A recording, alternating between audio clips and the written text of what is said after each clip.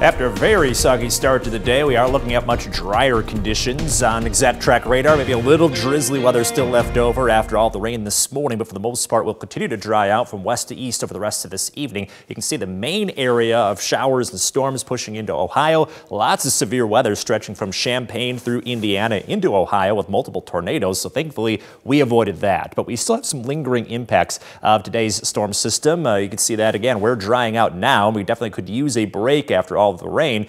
The storm system bringing in some blustery winds through this evening, likely lasting until midnight. Could have some blustery gusts up to about 40 miles per hour. And then minor river flooding possible starting tomorrow night. So all of that rain that we picked up plus the melting snow causing some spots to rise as a result of all that water. So first up, the wind gusts. Not quite there yet, but we're starting to see signs of those gusts kicking up. Freeport at 24 miles per hour, DeKalb at 30 miles per hour. So this may blow you around a little bit on the highways and roads later on tonight, but not necessarily looking at the strongest of winds.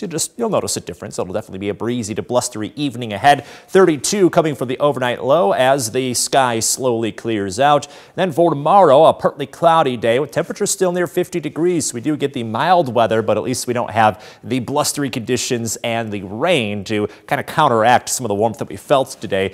Later on tomorrow evening, rain showers may be back, so that could impact the flooding situation we may find ourselves in later on this week. First up, here's all the rain that we picked up today. A good inch plus for many locations, including in Winnebago County. Rockford looking at about 1.5 inches of rain over the last 24 hours. So that's why we do have a flood watch out. So this is basically a good heads up. These areas may flood later this week. That's sections of the Pecatonica, Sugar, and Rock rivers, mostly in Winnebago County, starting tomorrow night and possibly lasting through the week. We'll have to see just how high they get, depending on how much water they absorb from today's rainfall and additional showers coming. So definitely keep an eye on those river levels. As you look at that chance for additional showers, here we are 24 hours from now. So a little after 4 o'clock tomorrow, some drizzly weather working back into tomorrow evening. I think the main round of rain comes in tomorrow night. You can see the showers looking a little heavier. They'll last into early Wednesday morning before exiting from there. Probably won't pick up as much rainfall, but still be ready for some soggy weather at times tomorrow night, which will definitely cause those rivers to rise just a little bit more.